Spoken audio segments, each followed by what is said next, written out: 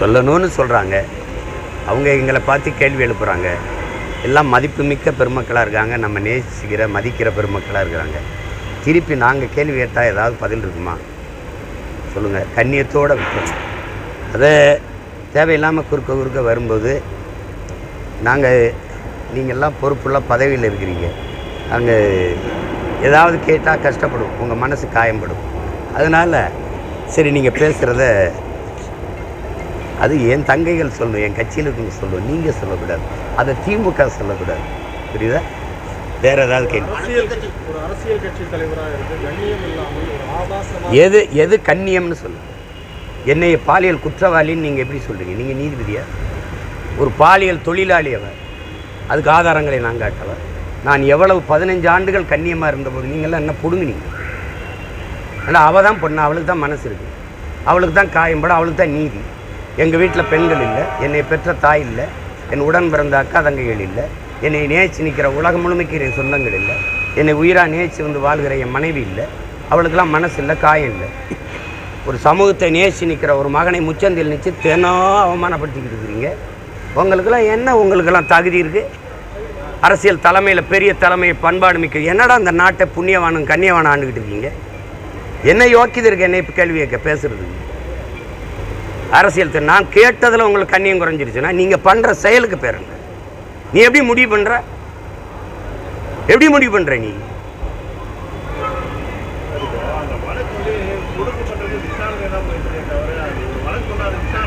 தெரியுதுல்ல, விசாரணைன்னு தெரியுதுல்ல, நீ எப்படி முடிவு பண்ண பாலியல் குற்றவாளின்னு? உன்னை யார் அப்படி பேச சொல்கிறது?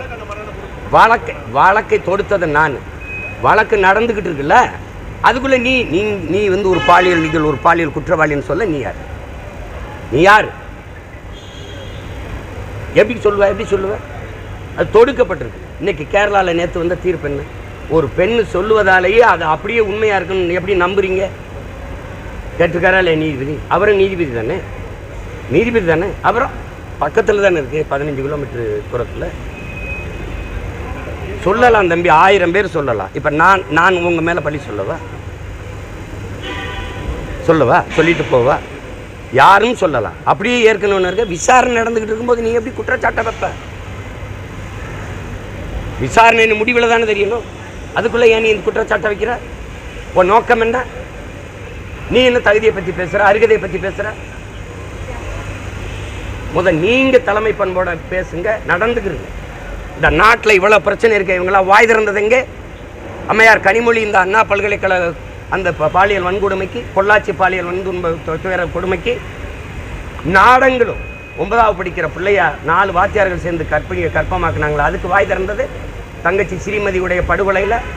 அதில் அந்த கொலையில் அந்த சாவில் என்ன, அதுக்கு கருத்தென்ன? மனநலம் பாதிக்கப்பட்ட பெண்ணை 8-10 பேர் சேர்ந்து வன்புணர்வு செஞ்சானே, அதில் உங்கள் கருத்தென்ன? தினந்தோறும் பள்ளிக்கூடத்துக்கு போகிற பிள்ளைகளை ஆசிரியர் தாளாளர்கள் துன்புறுத்துவதில் உங்கள் கருத்தென்ன தம்பி? 3 வயது குழந்தைய மயிலாடுதுறையில் ஒருத்தன் அது வன்புணர்வு செஞ்சு கண்ணு கட்டி மண்டையில் அடிபட்டு கண்ணு சிதைஞ்சு போயிருக்குது, அதில் உங்கள் கருத்தென்ன? அப்போல வாயில் என்ன இருந்தது?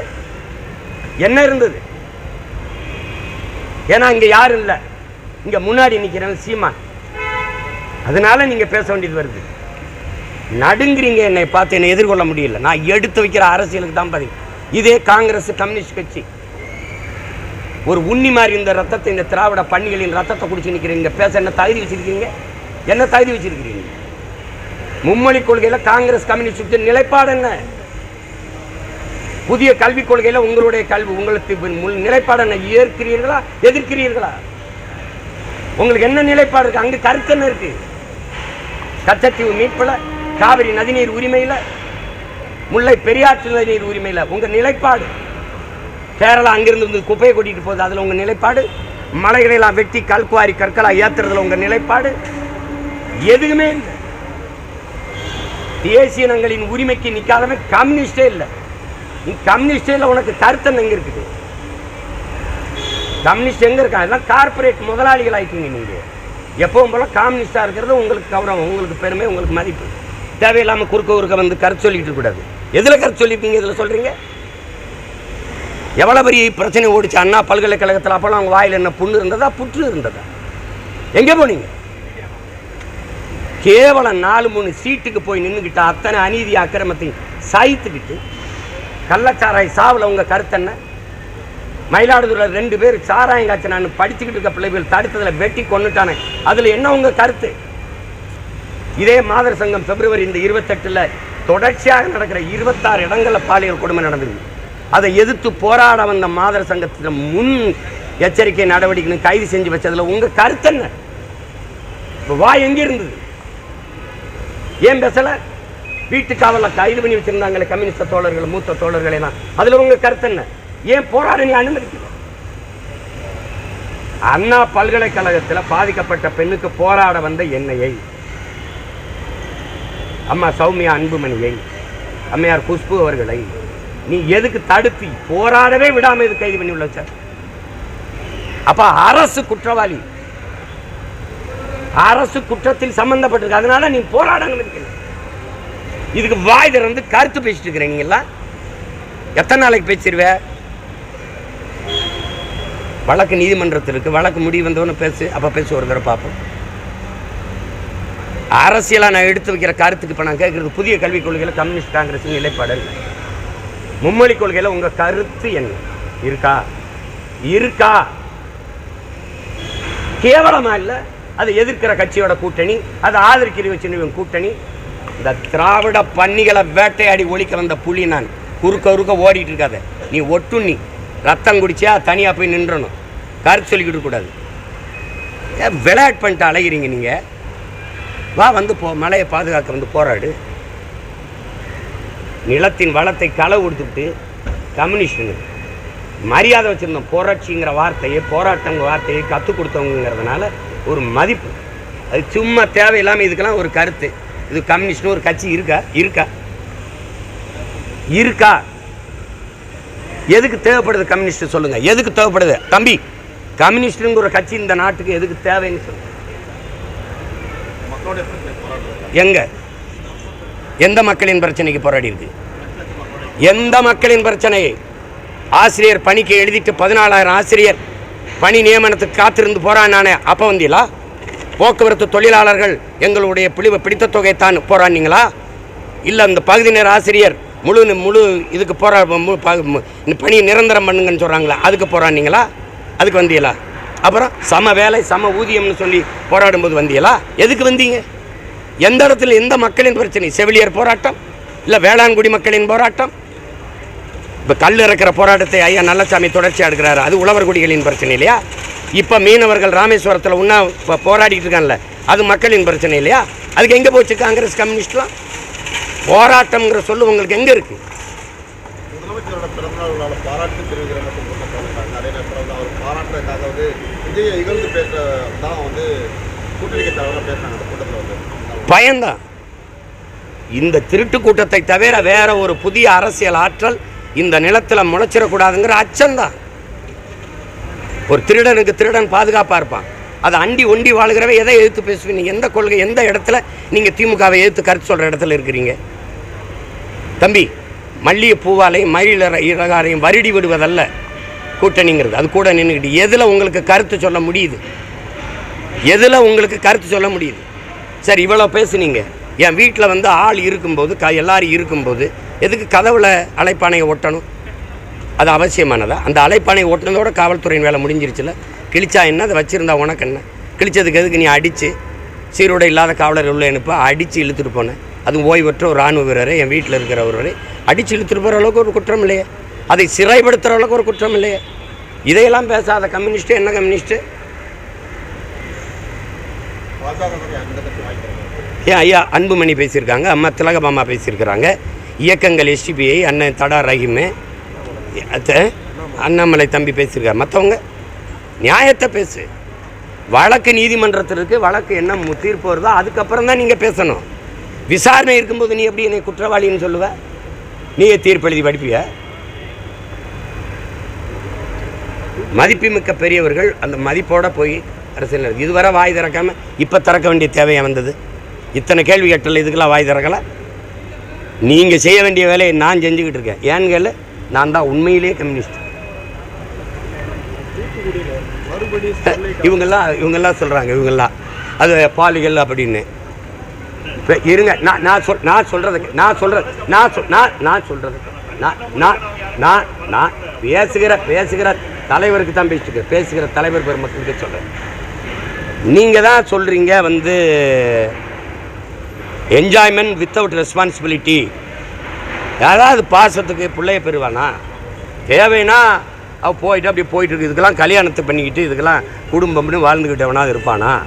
என்ஜாய்மெண்ட் வித்தவுட் ரெஸ்பான்சிபிலிட்டின்னு ஐயா இங்கிலீஷ்லேயே சொல்கிறாரு அப்படின்னு சொன்னது யார்? உங்கள் ஐயா சொன்னார்னு இப்போ இருக்கிற ஐயா சொல்கிறாரா இல்லையா? சொல்கிறார். இப்போ என்ஜாய்மெண்ட் வித்தவுட் ரெஸ்பான்சிபிலிட்டி சொன்னவர் உங்கள் பெரியார்.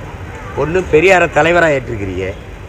அப்போ என்ஜாய்மெண்ட் வித்தவுட் ரெஸ்பான்சிபிலிட்டியில் உங்கள் ரெஸ்பான்சிபிலிட்டி இங்கே என்ன? இல்லை அம்மையார் கனிமொழிக்கும் சேர்த்து தான் கேட்குறேன். இந்த கம்யூனிஸ்ட் தோழர்களுக்கு தான் கேட்குறேன். பெரியாரை பெரியாருன்னு தலைக்கு மேலே வச்சு கொண்டாடுறீங்களே, அவர் சொன்னது தான்.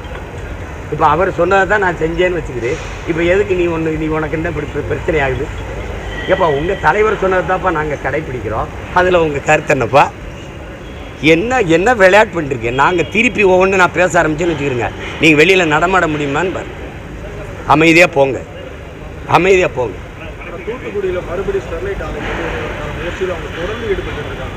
அதுக்கான வாய்ப்பு அதை திறக்க விடுறதுக்கு அண்ணன் இவ்வளோ பெரிய படையை வச்சுக்கிட்டு இயங்கிக்கிட்டு இருக்கேன். தேர்தல் அரசியல் வெற்றியெல்லாம் எனக்கு 4ஆம் பட்சம். என் நிலமும் என் வளமும் என் மக்களின் நலமும் தான் எனக்கு முக்கியம். மக்களுக்கென்று ஒரு படை இல்லை என்றால் மக்களுக்கென்று ஒன்றுமே இல்லைங்கிற அம்மா செத்து. இப்போ என் மக்களுக்கென்று ஒரு படை இருக்குது. அது நாம் தமிழர் என்கிற அரசியல் புரட்சி படை. தேர்தலில் நிற்பேன், நிற்கலே நான் போவேன். ஆனால் என் மக்கள் இந்த நிலத்தின் வளத்தையும் பாதுகாக்கிறது, மக்களின் நிலத்தின் வளத்தை யார் கெடுத்தாலும் தடுத்து போராடுற வேலை எங்களோடது. நீ திறந்துரு பார்ப்போம் ஸ்டெர்லைட்டை. நீ திறந்துரு. இந்த திராவிட கூட்டம் மாதிரியா? நாங்கள் வந்தால் துப்பாக்கி சூட்டில் அதில் ஈடுபட்டவருக்கு 2 மாதத்தில் நாங்கள் நீதியை பெற்றுக் கொடுப்போம், தண்டனை பெற்றுக் கொடுப்போம். என்ன நடந்தது? கொடநாடு கொலைக்கு என்ன விசாரணை? பொள்ளாச்சி பாலியல் வன்புணர்வுக்கு அந்த கொடுமைக்கு என்ன விசாரணை? அந்த காணொலி இப்போ மறுபடியும் வெளியிடுவோமா? கதறி அந்த தங்கைகள் துடிச்சதெல்லாம் பார்த்து அப்போ கொந்தளிச்சியலை. அப்போ நாங்கள் வந்தால் 2 மாதத்தில் எல்லாத்தையும் தீர்ப்பண்ணி நீதியை நிலைநாட்டுவோங்களே. இப்போ மாட்சியை முடிய போகுது, 5 ஆண்டாக போகுது. ஏன் ஒன்றும் செய்யலை? சாத்தான் குளத்தில் எல்லாமே சொன்னீங்க, எங்கே செஞ்சீங்க? கொடநாட்டில் கொலை நடந்ததா இல்லையா? எல்லாருக்கும் தெரியும். 5 பேர் செத்தானா இல்லையா? செத்தான். யாரோ ஒருத்தன் கொண்டிருக்கான். ஒரு நொடி கூட, ஒரு நிமிடம் கூட மின்சாரம் அணையாத இடத்தில் 1 மணி நேரம் மின்சாரம் எப்படி அணைஞ்சது? யார் கேட்டது? அதுக்கான விசாரணை இல்லை. யார் குற்றவாளி? என்ன நோக்கத்துக்காக கொலை நடந்தது? இந்த பொள்ளாச்சியில் கூட்டு பாலியல் வன்கொடுமை நடந்திருக்குதே, அதை நிகழ்த்தியவர்கள் யார்? பின்னணி யார்? ஏன் அது குறித்து விசாரணையே இல்லை? எல்லாருடைய கவனமும் இதிலே இருக்குதே. காரணம் என்ன? ஏன்னா காரணம் சீமான். விளங்குதா? அப்போ நீ என்னை எதிர்கொள்ள முடியலை. நான் நிற்கிற உயரம் 8ங்கிறான், 16ங்கிறான், 16 32 நான் என்ன ஆகும்னு உங்களுக்கு தெரியும். அது ஆகும். பார்க்க தானே போகிறீங்க 26ல். முடிவுக்கு வரணும்னு தான் நான் வழக்கு தொடுத்தேன். நீங்கள் அதை விரும்பலை, இழுக்கிறீங்க. என்னை அவமானப்படுத்துறது, சிதைச்சிறதுன்னு நினைக்கிறீங்க.